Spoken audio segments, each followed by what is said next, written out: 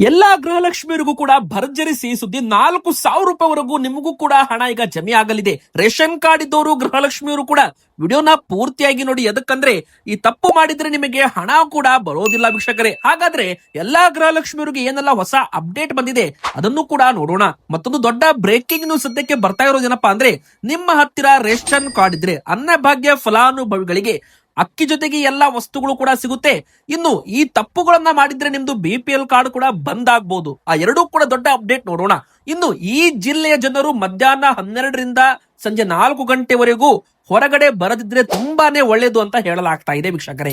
ಹಾಗಾದ್ರೆ ಆ ಜಿಲ್ಲೆ ಹೆಸರು ಏನು, ಎದಕ್ಕೆ ಈ ತರ ಒಂದು ಹೇಳಿಕೆ ಬಂದಿದೆ, ಎದಕ್ಕೆ ಅಂತಾನು ಕೂಡ ವಿಡಿಯೋದಲ್ಲಿ ನೋಡ್ತಾ ಹೋಗೋಣ ಬನ್ನಿ ವೀಕ್ಷಕರೇ. ಇನ್ನು ನಮ್ಮ ಭಾರತದಲ್ಲೂ ಕೂಡ ಕಚ್ಚಾ ತೈಲ ಸಮಸ್ಯೆ ಅಂತೂ ಇಲ್ಲ, ಅಡುಗೆ ಅನಿಲ ಸಮಸ್ಯೆ ಈಗ ಮೊದಲಿಂದಲೇ ಶುರುವಾಗ್ತಾ ಇದೆ. ಇದರ ನಡುವೆ ಸ್ಟೇಟ್ ಆಫ್ ಹಾರ್ಮೋಸ್ ಕೂಡ ಬಂದ್ ಆಗ್ತಾ ಇದೆ. ಈಗ ಅಮೆರಿಕ ಅಧ್ಯಕ್ಷ ಡೊನಾಲ್ಡ್ ಟ್ರಂಪ್ ನರೇಂದ್ರ ಮೋದಿಜಿ ಅವರಿಗೆ ಕರೆ ಮಾಡಿ 40 ನಿಮಿಷಗಳ ಕಾಲ ಸುದೀರ್ಘವಾದ ಒಂದು ಚರ್ಚೆಯನ್ನ ಮಾಡಿದ್ದಾರೆ. ಮುಂದಿನ ಬರೋ ದಿನಗಳಲ್ಲಿ ಏನಾಗುತ್ತೆ ಅಂತಾನೂ ಕೂಡ ನೋಡೋಣ ಬನ್ನಿ. ಇನ್ನು 33 ಪ್ರಶ್ನೆಗಳನ್ನ ಕೇಳಲು ಮತ್ತೊಮ್ಮೆ ಮನೆಗೆ ಅಧಿಕಾರಿಗಳು ಶಿಕ್ಷಕರು ಬರಲಿದ್ದಾರೆ. ಜನಗಣತಿ ಮಾಡಲು ನಿಮ್ಮ ಮನೆಗೆ ಮತ್ತೆ ಈಗ ಬರಲಿದ್ದಾರೆ ವೀಕ್ಷಕರೇ. ಮೊನ್ನೆ ತಾನೇ ಬಂದಿದ್ರಲ್ಲ ಅಂತ ನೀವು ಕೇಳಬಹುದು, ಅದು ಕರ್ನಾಟಕದ ಸಾಮಾಜಿಕ ಮತ್ತು ಶೈಕ್ಷಣಿಕ ಸಮೀಕ್ಷೆ. ಆದ್ರೆ ಈ ಬಾರಿ ಕೇಂದ್ರ ಮೋದಿ ಸರ್ಕಾರದ ಜನಗಣತಿ ವೀಕ್ಷಕರೇ. 33 ಪ್ರಶ್ನೆಗಳು ಯಾವುದು ಅಂತಾನು ಕೂಡ ನಾವು ನಿಮಗೆ ಹೇಳಿದ್ದೇವೆ. ಸೊ ನೀವು ವಿಡಿಯೋನ ದಯವಿಟ್ಟು ಕಂಪ್ಲೀಟ್ ಆಗಿ ಕೊನೆ ತನಕ ನೋಡ್ತಾ ಇರಿ ವೀಕ್ಷಕರೇ. ಮೊದಲಿಗೆ ಎಲ್ಲಾ ಗೃಹಲಕ್ಷ್ಮಿಯರು ಕೂಡ ಮತ್ತು ರೇಷನ್ ಕಾರ್ಡ್ ಇದ್ದವರು ಕೂಡ ವಿಡಿಯೋಗೆ ಲೈಕ್ ಮಾಡಿ, ನಿಮಗೆ ಭರ್ಜರಿ ಸಿಹಿ ಸುದ್ದಿ ಬಂದಿದೆ. ಇನ್ನು ಕಮೆಂಟ್ ಬಾಕ್ಸ್ ಅಲ್ಲಿ ನಾವು ಕೇಳೋ ಪ್ರಶ್ನೆಗೆ ದಯವಿಟ್ಟು ಪ್ರತಿಯೊಬ್ಬರು ಕೂಡ ಉತ್ತರ ಕೊಟ್ಟರೆ ತುಂಬಾನೇ ಒಳ್ಳೇದು ವೀಕ್ಷಕರೇ. ನಿಮಗೆ 28, 29 ಎರಡು ಕಂತು ಹಣ ಜಮೆ ಆಗಿದೆಯಾ? ಎದಕ್ಕಂದ್ರೆ ಪ್ರತಿಯೊಬ್ಬರು ಎಸ್ ಆರ್ ನೋ ಅಂತ ಕಮೆಂಟ್ ಮಾಡಿದ್ರೆ ಗೊತ್ತಾಗುತ್ತೆ ಯಾರಿಗೆ ಜಮೆ ಆಗಿದೆ ಯಾರಿಗೆ ಜಮೆ ಆಗಿಲ್ಲ ಅಂತ.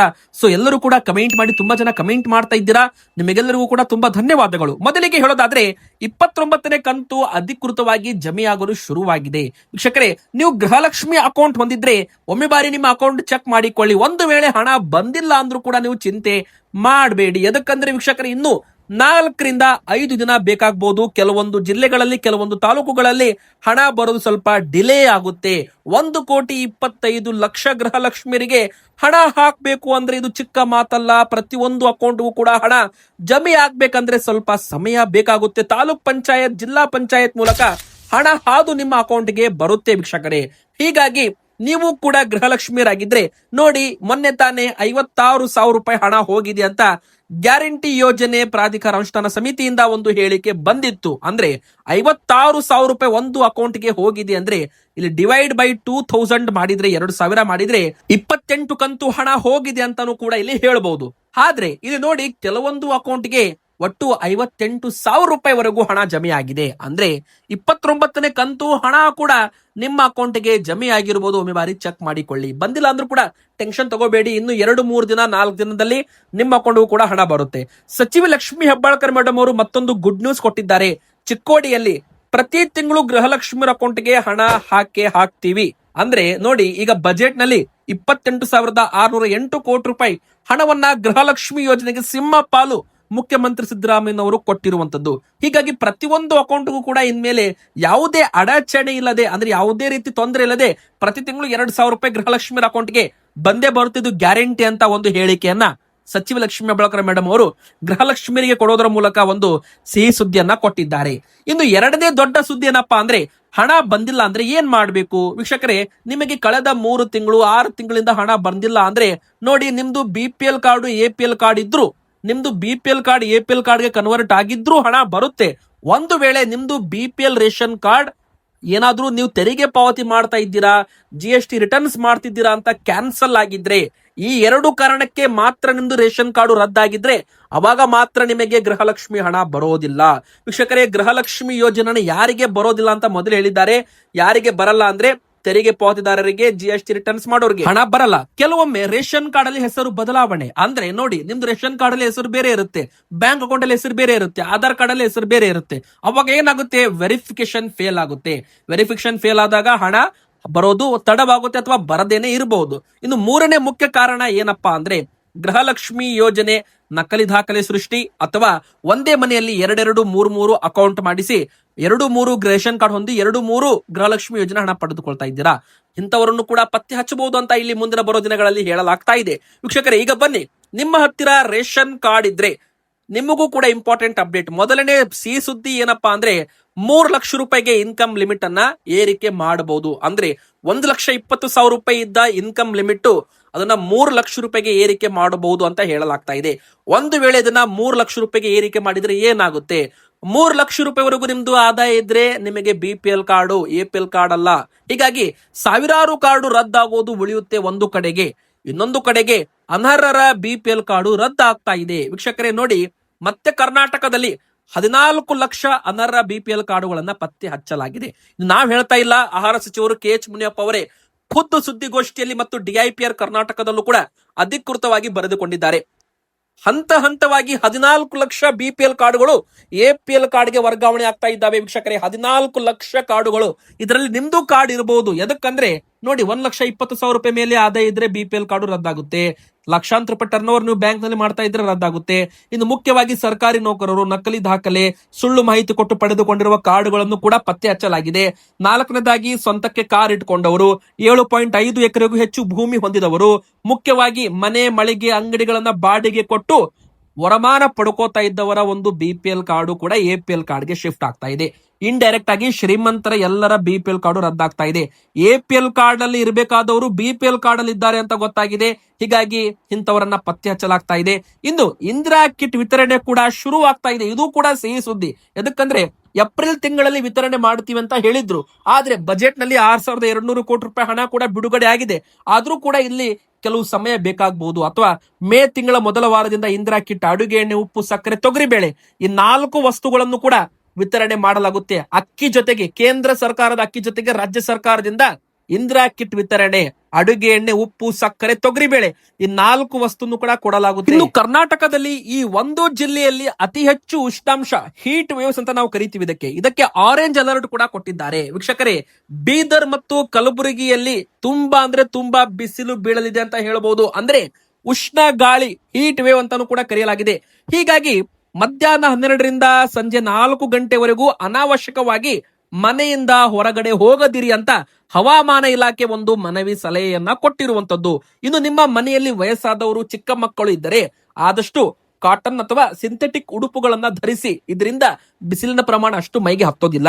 ಇನ್ನು ಹೆಚ್ಚೆಚ್ಚು ನೀರನ್ನ ಸೇವಿಸಬೇಕು ಅಂತಾನು ಕೂಡ ಹೇಳಲಾಗಿದೆ. ಶ್ರಮದಾಯಕ ಕೆಲಸವನ್ನ ಮಾಡಬೇಡಿ.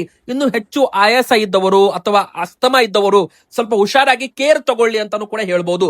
ಬಿಸಿಲಿನಿಂದ ರಕ್ಷಿಸಿಕೊಳ್ಳಿ ಅಂತ ಹವಾಮಾನ ಇಲಾಖೆ ಹೇಳಿರುವಂತದ್ದು. ವೀಕ್ಷಕರೇ, ಬೀದರ್, ಕಲಬುರಗಿ, ಬಾಗಲಕೋಟೆ, ಹುಬ್ಬಳ್ಳಿ, ಧಾರವಾಡ, ಗದಗ, ಕೊಪ್ಪಳ, ರಾಯಚೂರು ಈ ಭಾಗದಲ್ಲಿ ಏನಿದೆ ನೋಡಿ, ಬಿಸಿಲಿನ ಪ್ರಮಾಣ, ಹೀಟ್ ವೇವ್ಸ್ ಜಾಸ್ತಿ ಇದೆ ಅಂತಾನು ಕೂಡ ಇಲ್ಲಿ ಹೇಳಲಾಗಿದೆ ವೀಕ್ಷಕರೇ. ಹೀಗಾಗಿ ಆರೆಂಜ್ ಅಲರ್ಟ್ ಕೂಡ ಇಲ್ಲಿ ಕೊಡಲಾಗಿದೆ. ಕೆಲವು ಜಿಲ್ಲೆಗಳಲ್ಲಿ ಮಳೆ ಕೂಡ ಬೀಳುತ್ತೆ ಅಂತ ಹೇಳಲಾಗ್ತಾ ಇದೆ ವೀಕ್ಷಕರೇ. ಇನ್ನು ಬನ್ನಿ, ಮತ್ತೆ ಗ್ಯಾಸ್ ಸಿಲಿಂಡರ್ ಸಮಸ್ಯೆ ಕಾಡಬಹುದು ಭಾರತಕ್ಕೆ. ಮುಂದಿನ ತಿಂಗಳು ಸಮಸ್ಯೆ ತುಂಬಾ ಕಷ್ಟಕರವಾಗಲಿದೆ. ಕಚ್ಚಾ ತೈಲ ಬೆಲೆ ಮತ್ತೊಮ್ಮೆ ಏರಿಕೆ ಆಗ್ಬಹುದು ಅಂತ ಹೇಳಲಾಗ್ತಾ ಇದೆ. ಕಾರಣ ನಿಮಗೆಲ್ಲ ಗೊತ್ತಿರೋ ಹಾಗೆ ಕಳೆದ 40 ದಿನಗಳಿಂದ ನಡೆಯುತ್ತಾ ಇರುವ ಅಮೆರಿಕ ಇರಾನ್ ನಡುವಿನ ಯುದ್ಧ. ವೀಕ್ಷಕರೇ, ಈ ಒಂದು ಯುದ್ಧ ಪರಿಣಾಮ ಭಾರತಕ್ಕೆ ಭಾರಿ ಸಮಸ್ಯೆ ಮುಂದಿನ ಬರೋ ದಿನಗಳಲ್ಲಿ ಆಗಬಹುದು. ಎದಕ್ಕಂದ್ರೆ ಸ್ಟೇಟ್ ಆಫ್ ಹಾರ್ಮೋಸ್ ಇಷ್ಟು ದಿನ ಓಪನ್ ಇತ್ತು, ಭಾರತದ ಹಡಗುಗಳು ಸಂಚಾರ ಮಾಡ್ತಾ ಇದ್ದು. ಆದ್ರೆ ಈಗ ಅಮೆರಿಕಾದವರು ಕೂಡ ಇದಕ್ಕೆ ಬೇಲಿಯನ್ನ ಹಾಕಿದ್ದಾರೆ. ಹಾರ್ಮಸ್ ನಲ್ಲಿ ನಿಂತಲ್ಲೇ ನಿಂತಿದ್ದಾವೆ ತೈಲ, ಅನಿಲ ಹೊತ್ತ ಹಡಗುಗಳು. ಭಾರತಕ್ಕೆ ಮತ್ತೆ LPG ಗ್ಯಾಸ್ ಸಿಲಿಂಡರ್ ಸಮಸ್ಯೆ ಕಾಡಬಹುದು. ಎದಕ್ಕಂದ್ರೆ ಅಮೆರಿಕ ನೌಕಾಪಡೆ ಈಗ ಬಿಗಿ ಹಿಡಿತ ಮಾಡಲು ಮುಂದಾಗಿದೆ. ಪಾಕಿಸ್ತಾನದಲ್ಲಿ ಇರಾನ್ ಅಮೆರಿಕ ಸಂಧಾನ ವಿಫಲವಾದ ಕಾರಣ ಹೋರ್ಮಜ್ ಜಲಸಂಧಿ ಸಂಪೂರ್ಣವಾಗಿ ಬಂದ್ ಮಾಡೋದಕ್ಕೆ ಟ್ರಂಪ್ ಸೇನೆ ಈಗ ತನ್ನ ಕೈಗೆತ್ತಿಕೊಂಡಿದೆ. ಇದರ ಬೆನ್ನಲ್ಲೇ ಜಲಸಂಧಿ ಮೂಲಕ ಯಾವುದೇ ಹಡಗನ್ನ ದಾಟಲು ಅಮೆರಿಕ ನೌಕಾಪಡೆ ಬಿಡ್ತಾ ಇಲ್ಲ. ಈ ಬಗ್ಗೆ ಹೇಳಿಕೆ ಬಿಡುಗಡೆ ಮಾಡಿರೋ ಟ್ರಂಪ್ ಆಡಳಿತ ಇರಾನ್ ಇಂದ ಹೊರಡು ಎಲ್ಲಾ ಹಡಗುಗಳನ್ನ ವಶಕ್ಕೆ ಪಡೆಯುವುದಾಗಿ ಘೋಷಣೆ ಮಾಡಿವೆ. ಮತ್ತೊಂದು ಕಡೆಗೆ ಅಮೆರಿಕ ಅಧ್ಯಕ್ಷ ಡೊನಾಲ್ಡ್ ಟ್ರಂಪ್ ನರೇಂದ್ರ ಮೋದಿಜಿಯವರ ಜೊತೆಗೆ ಕರೆ ಮಾಡಿ ದೂರವಾಣಿ ಮೂಲಕ ಚರ್ಚೆ ಕೂಡ ಮಾಡಿದ್ದಾರೆ. ಅಂದ್ರೆ ನರೇಂದ್ರ ಮೋದಿಜಿಯವರು ಮತ್ತು ಟ್ರಂಪ್ ನಡುವೆ ಮಂಗಳವಾರ 40 ನಿಮಿಷಗಳ ಕಾಲ ಫೋನ್ ಸಂಭಾಷಣೆ ನಡೆದಿದೆ. ಸಂಧಾನ ವಿಫಲವಾದ ಬೆನ್ನಲ್ಲೇ ಫೋನ್ ಕರೆ ಮೂಲಕ ಯುದ್ಧ ಸೇರಿದಂತೆ ಮಧ್ಯಪ್ರಾಚ್ಯದ ಹಲವು ವಿಚಾರಗಳ ಬಗ್ಗೆ ಚರ್ಚೆ ಕೂಡ ಮಾಡಿದ್ದಾರೆ. ಈ ವೇಳೆ ಹೋರ್ಮಜ್ ಜಲಸಂಧಿ ಬಗ್ಗೆನೂ ಕೂಡ ಚರ್ಚೆಯಾಗಿದೆ. ಹೋರ್ಮಜ್ ನಿಂದ ಭಾರತ ಹಡಗುಗಳಿಗೆ ವಿನಾಯಿತಿ ಕೊಡೋ ಬಗ್ಗೆನೂ ಕೂಡ ಚರ್ಚೆ ಆಗಿರಬಹುದು ಎಂಬುವ ಒಂದು ಮಾತು ಕೇಳಿ ಬರ್ತಾ ಇದೆ ವೀಕ್ಷಕರೇ. ಹೀಗಾಗಿ ಗ್ಯಾಸ್ ಸಿಲಿಂಡರ್ ಆದಷ್ಟು ಮಿತವಾಗಿ ಬಳಸಿ. ಎದಕ್ಕಂದ್ರೆ ಮುಂದಿನ ತಿಂಗಳು ಸಮಸ್ಯೆ ಮತ್ತಷ್ಟು ಹೆಚ್ಚಾಗಬಹುದು. ಕಮರ್ಷಿಯಲ್ ಗ್ಯಾಸ್ ಸಿಲಿಂಡರ್ ಸಮಸ್ಯೆ ಹೆಚ್ಚಾಗಬಹುದು. ಮನೆಗೆ ಗೃಹ ಬಳಕೆ ಸಿಲಿಂಡರ್ ಸಮಸ್ಯೆ ಭಾರತಕ್ಕಂತೂ ಇಲ್ಲ, ಸದ್ಯಕ್ಕೆ ದಾಸ್ತಾನು ಇದೆ. ಆದ್ರೆ ಕಮರ್ಷಿಯಲ್ ಗ್ಯಾಸ್ ಸಿಲಿಂಡರ್ ಅದ್ದೇ ಇಲ್ಲಿ ದೊಡ್ಡ ಒಂದು ಪ್ರಶ್ನೆ ಆಗಿದೆ. ವೀಕ್ಷಕರೇ, ನೀವು ಕೂಡ ಗ್ಯಾಸ್ ಸಿಲಿಂಡರ್ ಬಳಕೆದಾರರಾಗಿದ್ರೆ ಮಿತವಾಗಿ ಗ್ಯಾಸ್ ಬಳಸಿ, ಅನಾವಶ್ಯಕವಾಗಿ ಗ್ಯಾಸ್ ಸಿಲಿಂಡರ್ ನ ವೇಸ್ಟ್ ಮಾಡಬೇಡಿ.